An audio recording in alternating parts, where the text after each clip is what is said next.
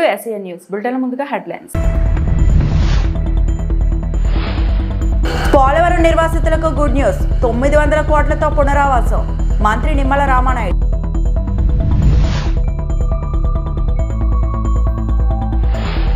నకిలీ మద్యం సర్కార్పై ఎంపీ అవినాష్ రెడ్డి సంచలన ఆరోపణలు.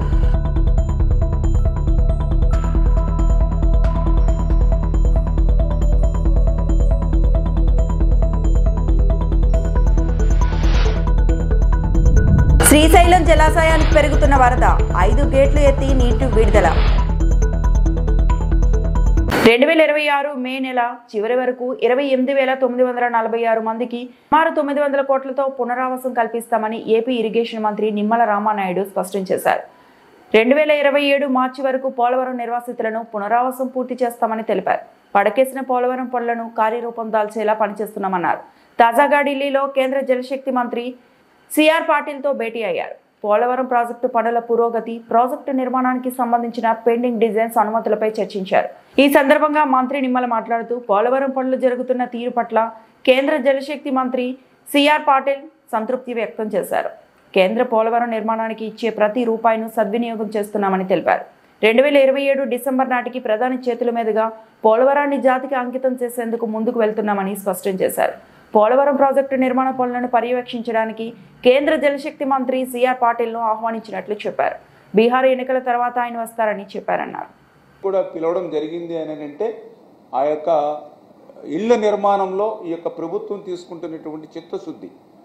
మరి 5 సంవత్సరాలు వాళ్ళకి పాలనిస్తే మరి ఇటువంటి ప్రక్రియకి అసలు రూపకల్పన చేసినటువంటి పరిస్థితి లేదు. మేము మొదటి సంవత్సరంలోనే 900 కోట్ల రూపాయలు ఏదైతే ఆ బ్యాలెన్స్ పనుల కోసం మేము ఆల్రెడీ టెండర్స్ పిలవడం జరిగింది. దీనికి కూడా మేము టార్గెట్ పెట్టుకుని 2026 మే నెల కల్లా ఈ యొక్క 20,946కు సంబంధించినటువంటి ఫ్యామిలీస్కి ఈ 900 కోట్ల రూపాయలతోటి ఆ బ్యాలెన్స్ ఇళ్ళు అదేవిధంగా మౌలిక వసతులు పూర్తి చేయాలనేటువంటి లక్ష్యంతో ముందుకు పెట్టుకున్నామని చెప్పి దానికి అనుగుణంగా పనిచేస్తూ ఉన్నాం.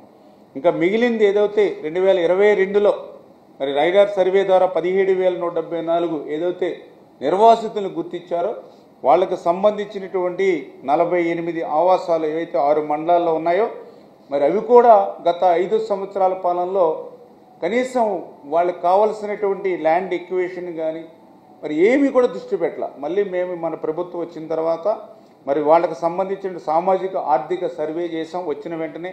అదేవిధంగా 48 ఆవాసాల్లో గ్రామ సభలు నిర్వహించాం. అదేవిధంగా ఆ నిర్వాసితులకి సంబంధించి భూమి ఏదైతే ఉందో R&R కాలనీల కోసం ఏదైతే ఉందో 9,106 ఎకరాలను ఆల్రెడీ మేము గుర్తించడం జరిగింది. అదేవిధంగా గుర్తించినటువంటి భూమిని కూడా ఎవరైతే నిర్వాసితులు ఉన్నారో వాళ్ళందరినీ కూడా మరి ఆ భూమి దగ్గర తీసుకెళ్లి వాళ్ళని సందర్శించేటువంటి ఏర్పాట్లు కూడా చేసి ఏదైతే దీనికి పోలవరాన్ని ఒక జాతీయ ప్రాజెక్టుగా తీసుకోవడం, ఆ పోలవరం ప్రాజెక్టుకి సంబంధించి ఫస్ట్ ఫేజ్లో మరి ఏదైతే ఆ యొక్క 12,167 కోట్లు ఏదైతే శాంక్షన్ ఇచ్చామో మరి దానికి కూడా నరేంద్ర మోడీ గారు కూడా మరి ఆయన సాయం అందిస్తూ ఉన్నారు. ఖచ్చితంగా అనుకున్నటువంటి లక్ష్యానికి ఇది పూర్తి చేయాలి అని మరి పాటిల్ గారు ఇందాక రివ్యూలో కూడా అనుకున్నప్పుడు చాలా క్లియర్గా ముఖ్యమంత్రి గారు కూడా దీని మీద చాలా సీరియస్గా మొన్న కూడా డిస్కషన్ చేశాం. 2027 డిసెంబర్ ఏదైతే టార్గెట్ పెట్టారో అవకాశం ఉంటే 2027 జూన్కే పుష్కరాలు గోదావరి పుష్కరాలు ఉన్నాయి కాబట్టి అవకాశం ఉంటే 2027 పుష్కరాలకు పూర్తి అయ్యేటువంటి అవకాశాన్ని కూడా పరిశీలించమని కూడా ముఖ్యమంత్రి గారు చెప్పారు. అందుచేత అది తప్పనిసరిగా అవకాశాన్ని కూడా పరిశీలించుకుంటూ మేము ముందుకెళ్తూ ఉన్నాం. ఖచ్చితంగా 2027లో మరి గౌరవ ప్రధానమంత్రి నరేంద్ర మోడీ గారి చేతుల మీదుగా పోలవరం ప్రాజెక్టుని జాతికి అంకితం చేసేటువంటి విధంగా ఆ లక్ష్యాన్ని చేరుకునేటువంటి విధంగా పనులు పూర్తి చేస్తామని చెప్పేసి కూడా ఇందాక రివ్యూ మీటింగ్లో కూడా మేము కూడా స్పష్టంగా మరి రాష్ట్ర ప్రభుత్వం తరఫున కూడా హామీ ఇవ్వడం జరిగింది. దానికి సంబంధించినటువంటి డిజైన్స్ అంటే ఇంకా ఏదైనా బ్యాలెన్స్ గ్యాప్ 2లో క్లే పోర్షన్లో కానీ శాండ్ పోర్షన్లో కానీ ఇంకా డిజైన్స్ ఏవైతే ఉన్నాయో అవి కూడా ఇందాక డిస్కషన్లో ఏదైతే మరి CWC కానీ PPA కానీ ఇంటర్నేషనల్ ఎక్స్పర్ట్స్ ఎవరైతే ఉన్నారో అందరి చోట్ల నుంచి సమన్వయం చేసుకుని ఆఫరీ కానీ అన్ని సమన్వయం చేసుకుని ఇన్ టైంలో కూడా ఎప్పటికప్పుడు డిజైన్స్ అన్నీ కూడా ఎప్పటికప్పుడు క్లియర్ చేసి ఆ లక్ష్యాన్ని చేరుకునేటువంటి విధంగా మరి కేంద్ర ప్రభుత్వం కూడా పూర్తి స్థాయిలో సహకారం అందిస్తామని చెప్పి మరి కేంద్ర మంత్రివర్యులు పాటిల్ గారు కూడా స్పష్టంగా హామీ ఇచ్చారు. అందుకు ఆయనకి అదేవిధంగా ప్రధానమంత్రి నరేంద్ర మోడీ గారికి కూడా మరి సందర్భంగా ధన్యవాదాలు తెలియజేసుకుంటూ ఉన్నాం. నకిలీ మద్యం వ్యవహారంపై కూటమి సర్కార్పై సంచలన ఆరోపణలు చేశారు కడప ఎంపీ వైఎస్ అవినాష్ రెడ్డి. నారావారి సారా ఏ స్థాయిలో అమ్ముతున్నారో ఇట్టే అర్థమైపోతుందని మండిపడ్డారు. రాయలసీమ, కోస్తా ఆంధ్రాలో నకిలీ మద్యం కంపెనీలను ఏర్పాటు చేసి నారావారి ఎన్ బ్రాండ్తో ప్రజల ఆరోగ్యంతో ఆడుకుంటున్నారన్నారు ఆయన. మొలకల చెరువులో ఎక్సైజ్ అధికారులు దాడులు చేసి నకిలీ మద్యం సీజ్ చేశారని, దీంతో టీడీపీ అడ్డంగా బుక్ అయిపోయిందన్నారు. మొలకల చెరువులో తయారు చేస్తున్న మద్యాన్ని రాయలసీమకు మళ్లిస్తూ, కృష్ణా జిల్లాలో తయారు చేస్తున్న నకిలీ మద్యాన్ని కోస్తాంధ్రకు తరలిస్తూ కోట్లు దండుకున్నారని, ఇప్పటి వరకు 5,280 కోట్ల రూపాయలు విలువైన అమ్మకాలు జరిగాయని అన్నారు. మనం చూస్తూ ఉన్నాం నకిలీ మద్యం కుంభకోణం. ఎన్ బ్రాండ్ సారా, నారావారి సారా ఏ స్థాయిలో అంటే ఇప్పటికే 5,280 కోట్ల రూపాయలకు సంబంధించిన అమ్మకాలు జరిగినాయి. 48 కోట్ల కేసులు, క్వార్టర్ బాటిల్స్ మొత్తం ఈ లిక్కర్ పాలసీ, కొత్త లిక్కర్ పాలసీ వచ్చినప్పటి నుంచి 111 కోట్ల రూపాయల క్వార్టర్ బాటిల్స్ సేల్ అయితే, అందులో 48 కోట్ల రూపాయల క్వార్టర్ బాటిల్స్, 48 కోట్ల quarter bottles which accounts to into 110 రూపాయలు కొడితే 5,280 కోట్ల రూపాయలు. అంటే కేవలం సంవత్సరం రోజుల్లో ప్రజల ప్రాణాల మీద ఏమాత్రం శ్రద్ధ లేకుండా మీ ఎన్ బ్రాండ్ సారా, నారావారి సారాను, కల్తీ మద్యాన్ని ప్రజలకు అందించి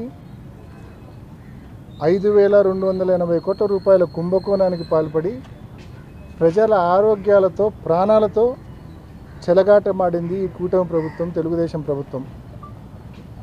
ఇంత ఘోరంగా మొలకల చెరువు సాక్షిగా, కృష్ణా జిల్లా సాక్షిగా ఇంత ఘోరంగా మీరు ఎక్స్పోజ్ అయిన తర్వాత కూడా మొలకల చెరువు నుంచి గ్రేటర్ రాయలసీమ మొత్తం సప్లై అంట, కృష్ణా జిల్లా నుంచి కోస్టల్ ఆంధ్ర, ఉత్తరాంధ్ర మొత్తం సప్లై అంట నకిలీ మద్యం. ఆధారాలతో సహా, ప్రూఫ్స్తో సహా అడ్డంగా దొరికిన తర్వాత కూడా ఈ ప్రభుత్వానికి చీమ కొట్టినట్టు కూడా ఏమాత్రం చలనం లేకుండా ఉందంటే నిజంగా ప్రజలు బాధపడుతూ ఉన్నారు, రిపెంట్ అవుతూ ఉన్నారు. ఇటువంటి ప్రభుత్వానికే మనం ఓటేసింది. చంద్రబాబు నాయుడు వస్తే అన్నేదో సంక్షోభాలను కూడా అవకాశాలుగా మార్చుకుంటా అన్నాడు. మరి ఇదేనేమో సంక్షోభాన్ని కూడా అవకాశంగా మార్చుకోవడం అంటే ఈ మాదిరి కల్తీ మద్యాన్ని, నకిలీ మద్యాన్ని, నారావారి సారా, ఎన్ బ్రాండ్ సారాను ప్రజలకు అందించి ఫేక్ స్టిక్కర్లు మాత్రం ఒక స్టిక్కర్ ఒకటే ఒరిజినల్, బాటిల్లో మందంతా కల్తీనే. సో ఈ మాదిరి ప్రజలను దారుణంగా మోసం చేసి, ఈ మాదిరి ప్రజల బలహీనత మీద కొట్టి దారుణంగా మోసం చేసి, నిజంగా చంద్రబాబు నాయుడు గారు చేసినటువంటి ఈ తప్పు, చంద్రబాబు నాయుడు గారి ఆధ్వర్యంలో జరిగినటువంటి ఈ తప్పును కప్పిపుచ్చుకోలేని తప్పు, క్షమించరాని తప్పు. ఖచ్చితంగా దీనికి రాబోయే రోజుల్లో భారీ మూల్యం చెల్లించుకోవాల్సి వస్తుంది. దీని మీద కేంద్ర ప్రభుత్వం కూడా చొరవ చూపి ఈ మద్యం కుంభకోణం మీద ఒక ఎంక్వైరీకి ఆదేశించి తప్పకుండా చంద్రబాబు నాయుడు గారిని, ఆయన ప్రభుత్వాన్ని ఖచ్చితంగా టాస్క్లో తీసుకోవాలని చెప్పి గట్టిగా డిమాండ్ చేస్తూ ఉన్నాం.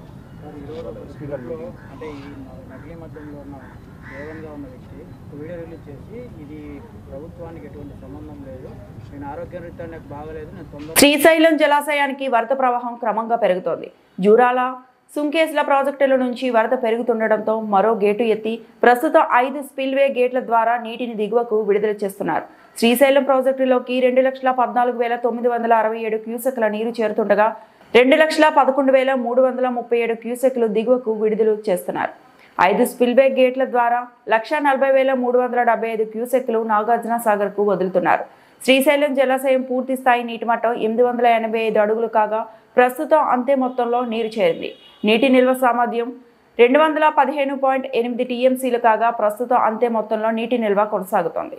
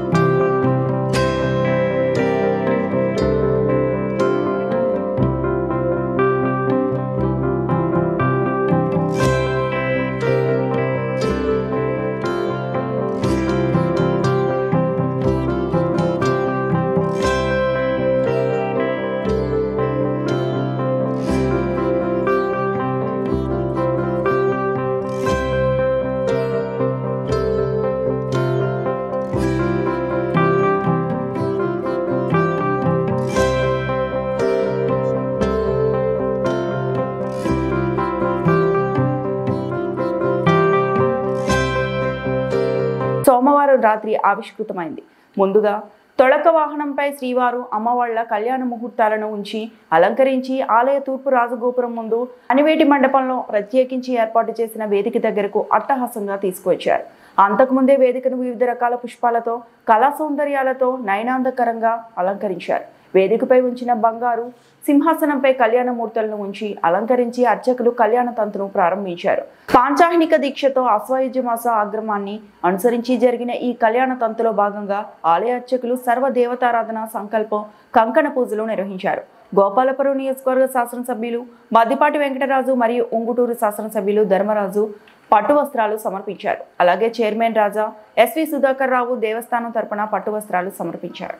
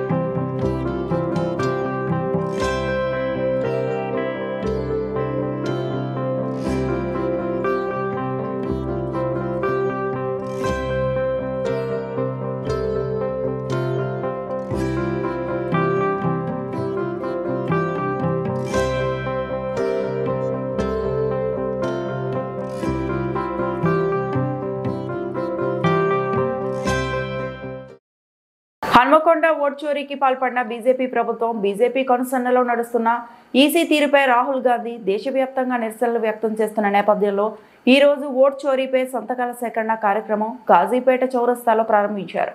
ఈ కార్యక్రమంలో ముఖ్య అతిథులుగా వరంగల్ పశ్చిమ నియోజకవర్గ ఎమ్మెల్యే నాయని రాజేందర్ రెడ్డి, పార్లమెంట్ సభ్యురాలు శ్రీమతి కడియం కావ్య పాల్గొన్నారు. ఓట్ చోరీ ఆపాలని కేంద్రానికి సంతకం చేసి తమ అభిప్రాయాన్ని తెలియజేశారు.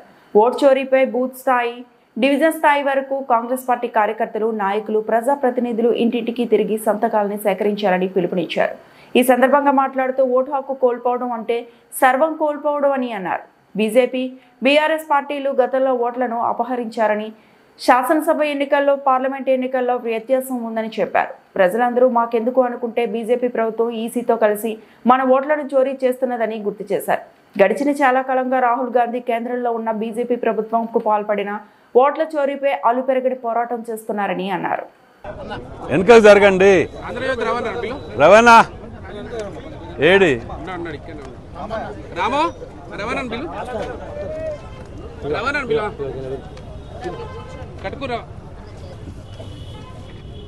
హలో, ఆంధ్రజ్యోతి కడుకూరు రవాణా ఎక్కడ రావాలి?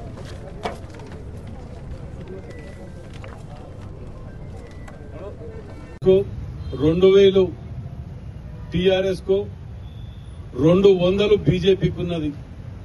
కానీ పార్లమెంట్ ఎలక్షన్లోకి వచ్చే వరకు 3000 కాంగ్రెస్ అట్లనే ఉంటది. కానీ 2000 ఉన్న బీఆర్ఎస్ ఓట్లు టీఆర్ఎస్ కు పోతాయి, బీఆర్ఎస్ ఓట్లు బీజేపీకి పోతాయి. బీజేపీలో ఉన్న 200 ఓట్లు బీఆర్ఎస్ కు ఉంటాయి.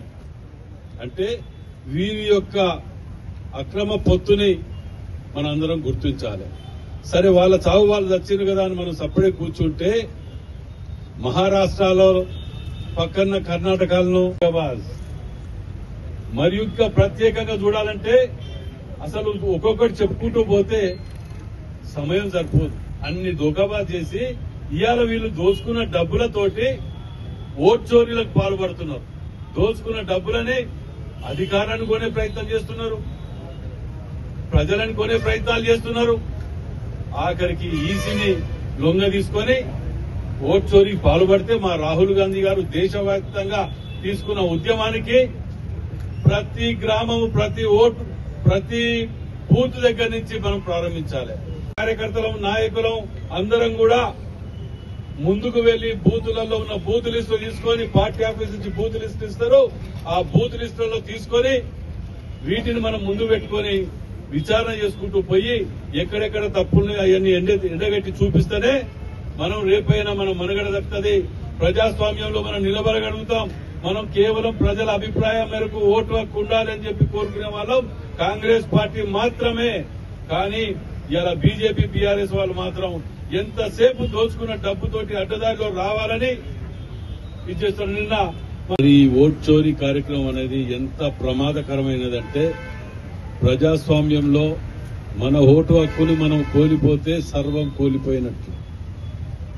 ఇవాళ దొంగచాటుగా అధికారంలోకి రావటానికి ఈ బీజేపీ మరియు బీఆర్ఎస్ దానికి వంత పలుకుతుంటూ గతంలో ఓట్లను కూడా మనం చూసినాం. ఎంపీ ఎలక్షన్లప్పుడు మీరు ఏ బూత్ అయినా తీసుకోండి, నియోజకవర్గమో లేకపోతే ఇంకేదో చెప్పంటే ప్రతి బూత్ లో ఎమ్మెల్యే ఎలక్షన్ల దేశ అత్యున్నత న్యాయస్థానం ముఖ్య న్యాయాధికారి జస్టిస్ బిఆర్ గవాయ్పై రాకేష్ అనే న్యాయవాది దాడికి యత్నించిన ఘోర ఉదంతంలో నిజమైన సూత్రధారులు ఎవరన్నది నిగ్గు తేల్చాలని కాంగ్రెస్ పార్టీ రాష్ట్ర ప్రధాన కార్యదర్శి పఠాన్ మహమ్మద్ అలీ ఖాన్ డిమాండ్ చేశారు.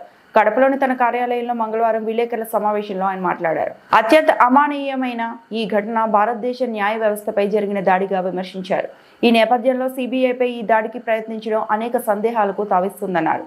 న్యాయ వ్యవస్థను తమ గుప్పెట్లోకి తీసుకుని తద్వారా అశాంతి, హింస, అరాచక పరిస్థితులను వ్యాపింపచేసేందుకు సూత్రధారులు ప్రయత్నించినట్లు ప్రచారం జరుగుతుందన్నారు. ఈ సమావేశంలో కాంగ్రెస్ పార్టీ మాజీ కార్పొరేటర్, కాంగ్రెస్ పార్టీ మైనారిటీ జిల్లా సెల్ అధ్యక్షుడు మాయా నరమహతుల్లా ఖాన్, మైనారిటీ సెల్ రాష్ట్ర ప్రధాన కార్యదర్శి కమల్ బాషా తదితరులు పాల్గొన్నారు. నుంచి ఇప్పటి వరకు